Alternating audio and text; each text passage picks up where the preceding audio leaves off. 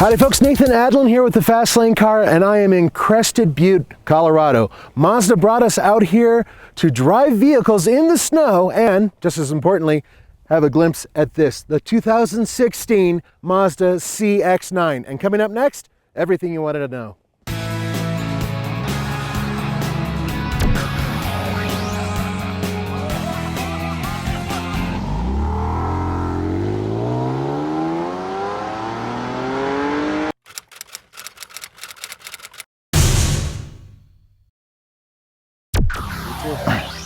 Dave, tell us, what are we looking at here? This looks like an entirely different CX-9. This is an entirely different CX-9. So our old previous CX-9 had a big 3.7 liter V6 in it, and now we have a remarkably small 2.5 liter turbo that makes much more torque and is faster than the 3.7 liter V6 and has dramatically better fuel economy. Now this is still a SKY-ACTIV engine, so it is high compression. Is it changed from the naturally aspirated engine versus this one? Yeah, so this is based on the same engine family that the SKY-ACTIV engine family that's in the rest of our cars, but the turbocharger, of course, we had to go through the whole engine and redesign it to handle the really high torque output that we're going to make. So our naturally aspirated engines are 13-to-1 compression. You always have to lower the compression ratio on a turbo engine, yes, because we're pumping so much more pressure and heat into the combustion chamber. But we managed to maintain a 10.5-to-1 compression, which is still very high for a turbo engine. And because we tuned this engine for really strong low RPM response and really high torque. We got 310 foot-pounds of torque, and it pulls right off idle as if it's naturally aspirated. That puts a lot of cylinder pressure in there. So getting 10.5-to-1 compression in that condition was a real challenge. But it really pays off in drivability and really amazing fuel economy. Now there's been a little bit of confusion. A lot of people, including myself, thought that this was a 2017 model, but it is actually being sold in the spring of 2016, so we'll all get a chance to drive it. Unfortunately, this one is a one-off prototype. We're not allowed to drive it today. Fortunately, we got tons of technical information just for you. Well, you know, it's funny because you expect the big V6 engine is going to be the torquey, direct responsive one, right? And we put so much work into that torqueful, direct responsive feeling on this engine that this is actually much more direct and much more torqueful than the old V6 was. You know, people tend to shop on horsepower, thinking that's what's important, and in a sports car, it is. In a car like this, you're driving, you know, every day in the city. Low RPM response and directness and torque is really what pays off. And so we developed this engine specifically for this car, for that kind of driving.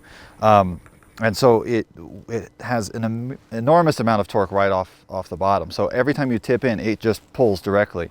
And that saves us a lot of downshifts and slipping torque converters and that kind of stuff. Our old V6 had a much more sort of high RPM biased power band. And so as you tip into it on the freeway, it would have downshift once or twice to give you the acceleration you needed. Or sometimes there'd be a little bit of a sort of a slip or a backlash kind of feeling as you tip into the throttle and it would rev up a little bit as the torque converter slipped. This stays locked in a gear and just pulls directly. It's a whole different feeling, and it really makes the car feel light and nimble and direct. Yeah, so our design guys really stepped it up with this generation of the car. So it's not just an entirely new interior. Every single part of the vehicle is new. There's nothing carried over from the old car. But we really wanted to kind of push the envelope in terms of premium materials and premium feel in this car. You can see materials-wise, you can see this open pore rosewood that's it's made by actually a Japanese guitar maker. They were the only ones we could find who could do this compound curvature on a wood veneer. That's really hard to do, but we wanted that. You know, normally you have a wood that's like a single pane flat veneer stuck over some piece of plastic, and we wanted this more three-dimensional shape that makes it feel like it's just a solid chunk of wood. You know, it's a lot more authentic feel. Now, it's been a while since I've had an opportunity to drive a turbocharged Mazda. The last time I drove a Speed 3 was about 4 years ago, and the CX-7, which, by the way, was one of my favorite crossovers because it had a turbocharger. And up here at high elevation, that is king. This baby, with its high compression, is still turbocharged, and most importantly, all-wheel drive with an all-new all-wheel drive system. Interesting. Our whole philosophy at Mazda is around making the cars completely intuitive to drive. We've got a phrase called Jimba Itai, which is loosely translated, I'll get past all the horses and stuff. It's trying to make the car feel like it's an extension of your body. So you don't think about what's it going to do or how do I control it. It just is completely natural and intuitive, and that direct response is really part of that. The aluminum trim, speaking of authentic, is aluminum trim. It's not plastic with aluminum paint, you know, and the leather is a Napa leather, which our designers tell me is actually a thing. It's not like Corinthian leather. It's Napa leather. Yeah, that was completely make up. Napa leather is actually a different grade of leather that's thinner and more supple and lets them get the seat into a shape that they wanted more easily. Yeah, so this is our Mazda Connect system. This is shared across our line, but this is our infotainment system was really designed around being something that you could really use easily while you're driving. We've benchmarked a lot of these infotainment systems, and we find a lot of them are really distracting to use while you're driving. Right. They feel like they were designed by somebody sitting at a desk who wasn't really thinking about how much you need to be looking out the windshield. And you know, one of the primary things we did is we made the main control is be a commander that's down here, out of your sight but completely in your reach, so you can reach it without having to kind of reach up. We don't want your body to move. Right. And what we found when we're looking at touch screens is when you reach up and touch a button on a touch screen, you have to watch your finger go up to it, or else you might miss and you'll bump the wrong thing. Sure. If you're going to a hard button, you don't have to look. You can kind of feel around, and once you feel you're there, you push the button, right? But you don't have that option on the touch screen. Once you touch it, it's selected. So you take so much more of your attention to make sure that you're touching the thing. Right. And so we put cameras on the dash facing the driver to watch what was happening as we were operating the different systems. And even watching myself, I think I'm pretty careful. Watching myself use a touchscreen in the car was terrifying. So that got us to use a very simple commander with very few buttons and make a very simple layout that gets you from place to place. But the nice thing about this is I can reach down and feel it and didn't have to look at it. Right. And you know, if I glance at the screen and know I need to move 2 clicks over and then select the thing, I can just go click, click, and those clicks correspond to those clicks, and so I have a tactile feedback, right? And so it's just a much more intuitive system to use once you sort of figure out the layout on it. Does that retract? It does not retract, no. We work really hard to keep the dash low and slim so we don't have this big bulky thing in front of you. Sure. And anytime we have to make a retracting system, you have to leave room for this in there. Right. And this really helps us slim things down if we just leave it up all the time. It's pretty common strategy these days for big engines to get replaced with smaller turbocharged engines in the name of fuel efficiency. It always pays off on the window sticker. It doesn't always pay off in the real world. That's the trick.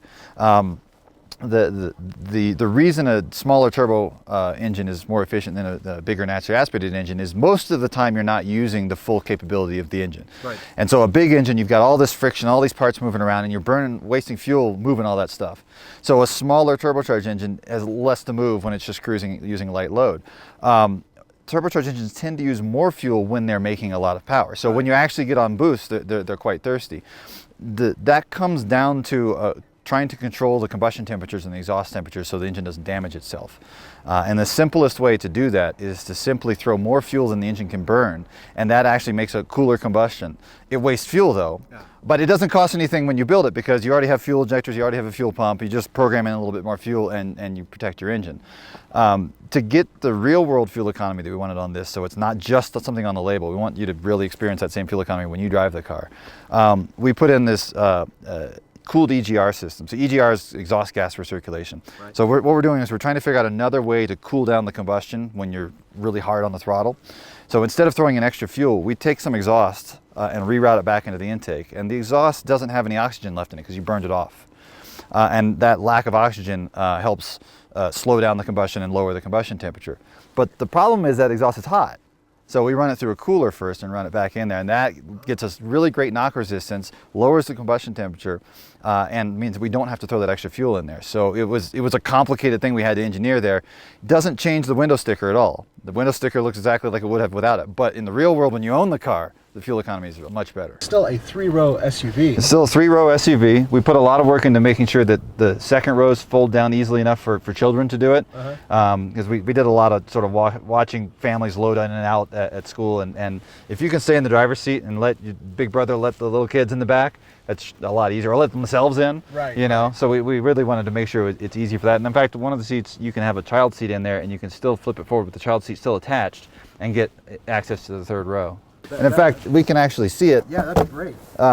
This is the EGR cooler itself. The exhaust gas is pulled off of the exhaust over there. The EGR valve is buried down under here. It comes up underneath, but this is a air to water heat exchanger. So this is coolant from the radiator circulating through here, and the exhaust comes through and it gets cooled down to roughly the same temperature as the coolant, which is much better than pulling it straight out of the exhaust. Oh, absolutely. Oh, that's cool. What are the numbers? Horsepower, torque? So, like I said, the engine was tuned for torque first. So we got 310 foot-pounds of torque. And then the peak power at high RPM varies depending on what kind of fuel you run. If you run 87 octane fuel, it'll run totally fine, no problem. It makes about 225 horsepower. If you want to put premium fuel in, if you can get 93, not everybody can get 93. Yeah. 93 will make 250 horsepower. 91 will make somewhere in the middle. It just adapts to whatever you put in it. The reality is, though, we think people are going to try that premium fuel thing one time, notice that they don't feel any difference, and they're going to go back to it, because the difference is only like above 4,500 RPM. And because the engine is so torquey, you don't spend any time above 4,500 RPM, so it just pulls at low RPM. Right, you're feeling the power at the lower end, and then as it's spinning up, that's the horsepower spinning, but it doesn't really make much of a difference in terms of feeling and performance. Well, it doesn't make a difference because you didn't need to use high RPM to get to the speed you wanted to get to. If we had an engine that didn't have so much torque, you'd be revving it all the time. But because the way that we designed the engine, you don't really need to worry about that. Go ahead and put the premium in and try it, and if you like it, go ahead and use it. But we kind of figure this is the best, most honest way to rate the engine, is let you know what it'll do on each one and let you make the decision yourself. Now, this is a 6-speed automatic transmission like the former one? It is. It is a 6-speed automatic. It's not the same one as we had formerly. So this is our SKY-ACTIV transmission. And you know, I was saying earlier about how you'd have a little bit of kind of torque converter slippage with the old transmission. The new ones have a big clutch in the torque converter, and it locks the torque converter solid when you're driving. It basically only slips the torque converter when you're pulling away from a stop. And that locked up feeling gives you that really direct throttle response. Just like if you're in a manual transmission and you step on the gas, it just accelerates. Whereas you have this sort of rubber band slippy feeling with most automatics. Right. You don't get that with this one. It's really direct driving all the time. That makes the car feel better. It's more fun to drive. It's also a lot more fuel efficient. This is a new, for the CX-9, this is a new all-wheel drive system. It's the same concept that we're using in the CX-3 and the CX-5. It's called our SKY-ACTIV all-wheel drive. And it's a predictive on-demand all-wheel drive system. So what it's doing is it's using, there's a whole bunch of data in the car from all these computer-controlled systems, the wheel speed sensors from the ABS, the torque, steering torque and steering angle sensors from the power steering system. And we feed all this into the all-wheel drive system so it can figure out what are the conditions that it's driving in. It can actually use the steering and use the wheel speed sensors to measure the amount of traction you have at any moment. It actually measures it 200 times per second. And using that data, it can figure out when you're likely to have a little front tire slip, and before that happens, it redirects the torque to the rear wheels instead. Yeah, so what we have is we're always driving the front wheels, and we have the drive shaft coming off there also being driven, and there's a clutch between the drive shaft and the rear axle. And when we want to transfer torque to the rear, you just start tightening up that clutch. And that clutch is a really precise, we can control exactly how much torque gets transferred through there. And with the amount of data we've coming in and how quickly we're processing, we can get to where it will never slip a front tire. It just puts exactly as much torque as it needs to get to the rear and no more. Because again, we're trying to get the best fuel economy all the time. Right. And we've actually figured out on different surfaces, different torque splits give you better fuel economy. The all-wheel drive system driving in the snow gets better fuel economy than a two-wheel drive system does. Interesting. Because when you put too much torque to the front tires, they're slipping a little bit.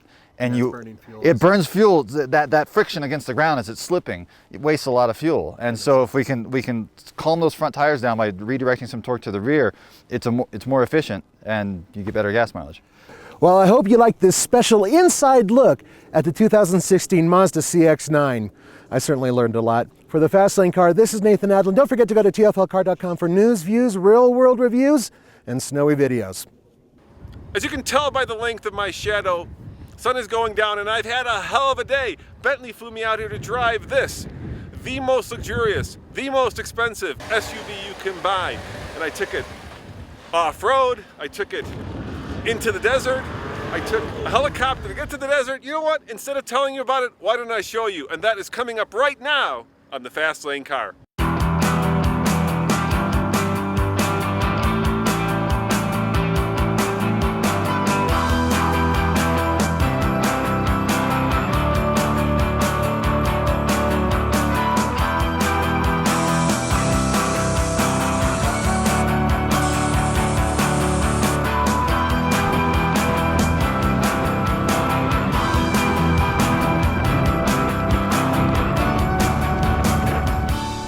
I mean, come on, this is as much fun as it gets, right? Sure. To take a car like this that, let's face it, I doubt anybody will take out here, right? Oh, I doubt it, to take yeah. a car like this and actually kind of drift it through these dunes is so much fun. Oh my God.